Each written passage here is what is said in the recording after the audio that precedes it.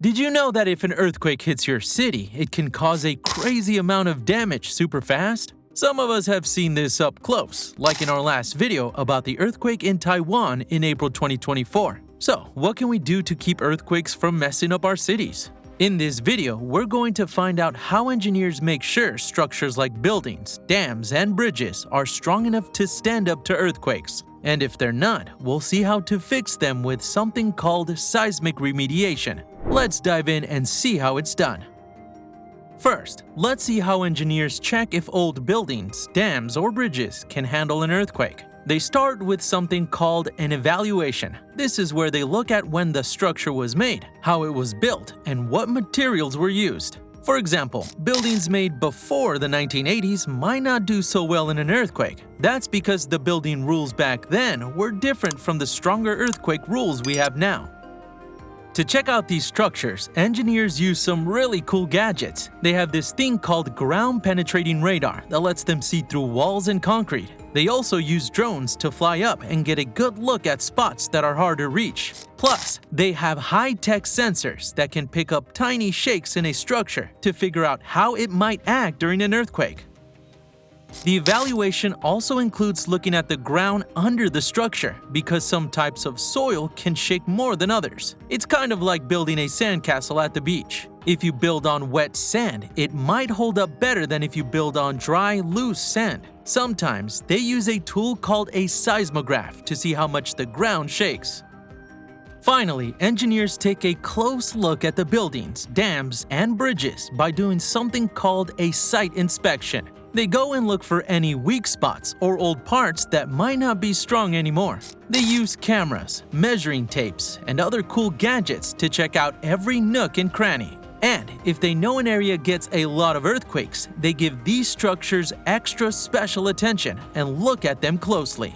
After collecting all this information, engineers use computers to create pretend earthquake scenarios. They put all the details about the structure and the soil under it into a computer program. Then, special software predicts how the buildings, dams, or bridges will react to an earthquake. It's a bit like playing a video game where you can see what happens if you change different things. They can find out if the structure will stay up or if it will fall down based on things like how big the earthquake is and where it happens. So, after checking everything out, engineers decide if the structure is strong enough to handle an earthquake. And if not, then they know the structure needs improvements to be safer. This work they do to make them safer is called seismic retrofitting. That's just a fancy term for making the structures tougher, safer, and more able to withstand earthquakes. For buildings, one cool way to retrofit them is by adding something called shear walls. Think of shear walls as the strong bones of a building that help it stay upright during earthquakes, just like bones keep a skeleton together. Another smart trick is using base isolators. These are kind of like the shock absorbers in your car, but for buildings. They soak up some of the earthquake's energy, which means the building doesn't shake as much. To retrofit bridges, it is actually pretty similar to buildings. Shear walls and base isolators can also be used. The shear walls can help hold the bridge up, and the base isolators are added under the bridge so that the bridge can sway during an earthquake. New metal braces or new concrete can also be added to make the bridge stronger. Now, let's talk about dams. When it comes to making dams safer for earthquakes, engineers do things a bit differently. They need to make sure the dam can stay put and keep all the water it's holding back from breaking through. One way to do this is by adding extra walls, called buttresses, or by making the dam thicker. Another way is to strengthen the very ground the dam sits on. They use giant bolts, called anchors, drilled into the ground and attach them to the dam. This helps hold the dam steady and prevents it from cracking during an earthquake. They can also pump tough materials like gravel or concrete deep under the dam to make its foundation even stronger.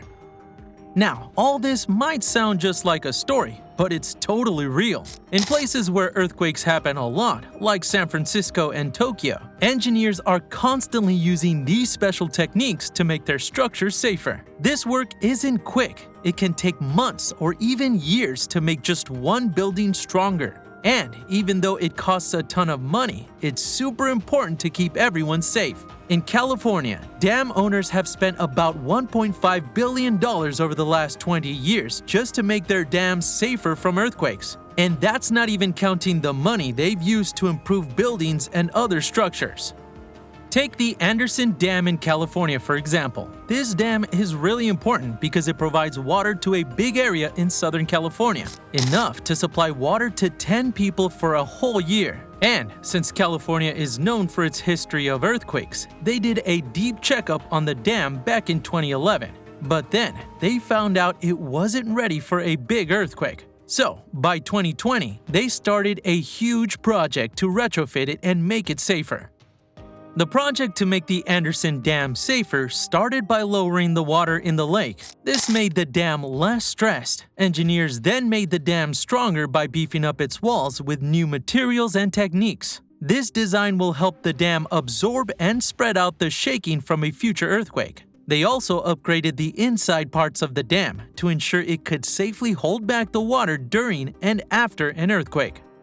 Another example is the famous Golden Gate Bridge in San Francisco, California. After a big earthquake in California in 1989, they figured out that the bridge could get really damaged or even fall down if another big one came along. And since San Francisco gets a lot of earthquakes, engineers took a really close look at this bridge. So, now they have been working for many years to make the bridge stronger. They've put extra support at the bottom and made sure that parts of the bridge can wiggle a little during an earthquake without breaking. This way, it can handle the next big shakeup. So, why do we bother with all this safety stuff? Well, imagine if no one fixed things that were broken, like swings at the park or diving boards at the pool. Sooner or later, someone would get hurt, right? It's the same with big stuff like bridges, dams, and buildings. If we don't keep them in good shape and updated, things could go really wrong. Now, looking ahead, engineers are working on some really cool new tech to keep us safe. The rules we use to build things are always getting better as we learn more, so structures will be able to handle earthquakes better too. And, like we talked about today, it's super important to check all our old structures to see if they need to be retrofitted. So, the next time you walk into a building or drive over a bridge or dam, think about all the work that went into making sure it's safe for you. Thanks for watching. We hope you had fun learning about how we can make sure our world's structures can take on earthquakes. Be sure to check out our other video about the 2024 Taiwan earthquake to see the damage it caused and why it destroyed some buildings but not others. And remember to subscribe to our channel because engineering is for everyone.